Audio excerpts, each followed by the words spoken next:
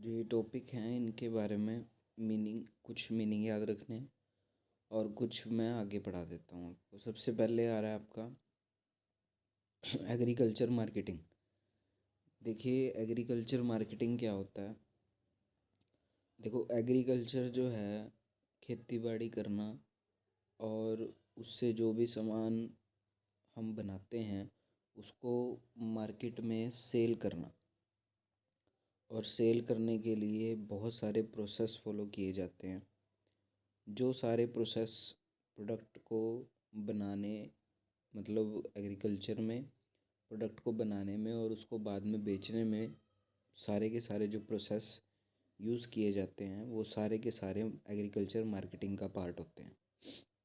Agriculture marketing जो है वो बहुत ही इम्पोर्टेंट है। आजकल जो ये मंडी भी है ना, पुराने टाइम में ये मंडी सिस्टम जो है ये भी एक एग्रीकल्चर मार्केटिंग का ही पार्ट है। तो इसको थोड़ा सा रीड कर रहा हूँ, सिर्फ इसका मीनिंग याद रखना है। A marketing system which protect the interest of both producer and consumer is the key to agriculture development.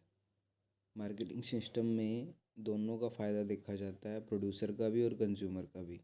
Agriculture marketing emphasis all activity in moving farm product from the producer to the final consumer such as storage, transport, processing etcetera. बस ये पहला para आपको याद रखना है। इसमें क्या कहा गया है कि एग्रीकल्चर मार्केटिंग जो होता है बहुत ही इम्पोर्टेंट होता है प्रोड्यूसर के लिए भी और कंज्यूमर के लिए भी। एग्रीकल्चर मार्केटिंग में प्रोडक्ट को बनाने से लेके प्रोडक्ट को लास्ट कंज्यूमर तक मतलब फाइनल कंज्यूमर्स तक पहुंचाने के लिए जितने भी वर्क किए जाते हैं वो सारे एग्रीकल्चर मार्केटिंग का पार्ट होते हैं। नेक्स्ट है आपका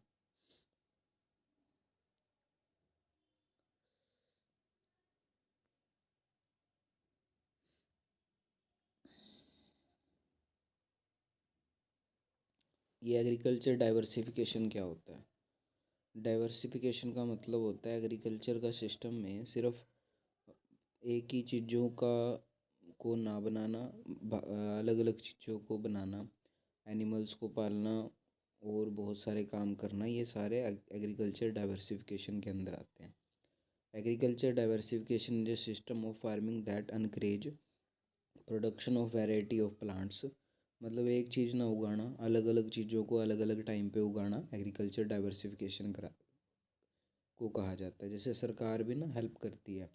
अगर आप एक ही चीज़ को बो रहे हो मतलब यहाँ पे मतलब एक ही चीज़ उगा रहे हो तो सरकार इतनी हेल्प नहीं करती। लेकिन अगर आप उस चीज़ को छोड़ के किसी और सब्जियाँ वगैरह होती हैं या कुछ और होता है जैसे प्याज होते हैं, अगर वो उगाते हो आप तो सरकार भी हेल्प करती है, मतलब पैसे में हेल्प करती है, उनको सब्सिडीज़ वगैरह प्रोवाइड की जाती हैं।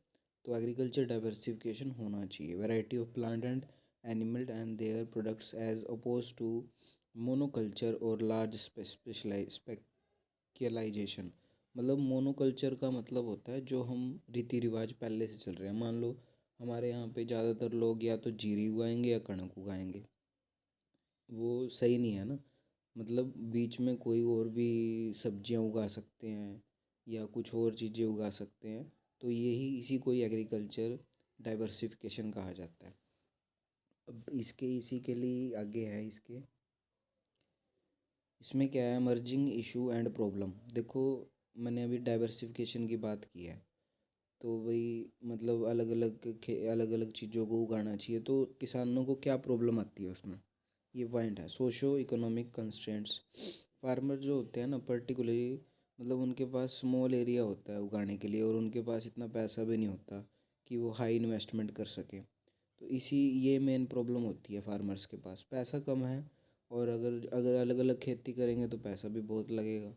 तो ये मेन प्रॉब्लम है सोसाइटी को इस चीज़ की।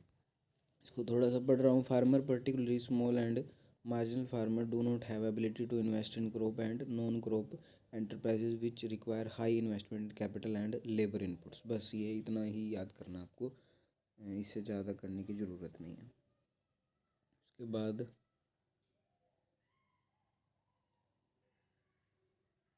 ये रहा सेकंड है टेक्नोलॉजिकल कंस्ट्रेंट। ये तो सिंपल सी बातें हैं, आपको पता ही है कि हमारे इंडिया में इतनी ज़्यादा टेक्नोलॉजी डेवलप नहीं है एग्रीकल्चर के मामले में। अगर वो टेक्नोलॉजी ही नहीं है तो हमारे देश में जो है टेक्नोलॉजी की ना होने की बढ़िया ना होने की वजह से भी ये प्रॉब्लम हमारे सामने आती है। तो technological change hold the key to agriculture diversification. The present level of technology development for some of the high value fruits and vegetable growth is not only the inadequate, मतलब सिर्फ थोड़े बहुत चीज़ों को उगा लेना ही इनएडुकेट है हमारे देश में, क्योंकि जनसंख्या इतनी ज़्यादा है, टेक्नोलॉजी इतनी बढ़िया नहीं है, ये भी प्रॉब्लम हमारे सामने आती है। थर्ड है infrastructural and institutional constraints. Infrastructure इतना अच्छा नहीं है। इंफ्रास्ट्रक्चर का मतलब फैसिलिटीज़, मेन फैसिलिटी बिजली, पानी और सड़कें, ये इतनी अच्छी नहीं है कि हम इसको पूरी तरह से इनका यूज़ करके फार्मर्स बहुत ज़्यादा हेल्प पा सकें, तो ये भी प्रॉब्लम होती है। ये ना facility of road infrastructure link market in the neighbourhood cold storage, इससे पहले जो है ना ये रीज़न तक, ये वैसे तो ये डाइवर्सिफिकेशन वर्ड तक इसको लिखना आपने, power which are so essential for agriculture diversification. ये एग्रीकल्चर डाइवर्सिफिकेशन दिखाई दे रहा है देखो आपको स्क्रीन पे, थर्ड पॉइंट, ये आपको यहाँ तक लिखना। लास्ट पॉइंट है फिज़िकल कंस्ट्रेंट। फिज़िकल कंस्ट्रेंट क्या होती हैं कि हमारा जो एरिया, हमारी जो लोकेशन है ना, कई बार फार्मर्स के लिए वो सही नहीं होती। मतलब हमारी ज़्यादातर जनसंख्या, मैंने आपको बताया था कि रेनफॉल पे डिपेंड करती है कि रेन कितनी होगी।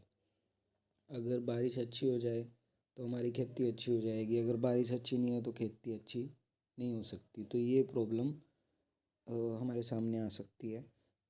इसीलिए एग्रीकल्चर डाइवर्सिफिकेशन को अपनाना कई बार पॉसिबल नहीं होता। All type of land and location are not equal suitable for diversified, albeit profitable alternative farming. Moreover, is greater part of high rainfall and irrigated zones, heavy texture soil and poor drainage system stand to way of diversification in favor of non-rice crops. मतलब कई जैसे crop होती हैं जिनको ज़्यादा पानी चाहिए, कई क्रॉप होती है जिनको कम पानी चाहिए, तो प्रॉब्लम किसानों के सामने ये क्रिएट होती ही होती है। तो ये फिज़िकल कंस्ट्रेंट है, आपको इतना ही पढ़ना आज, ठीक है।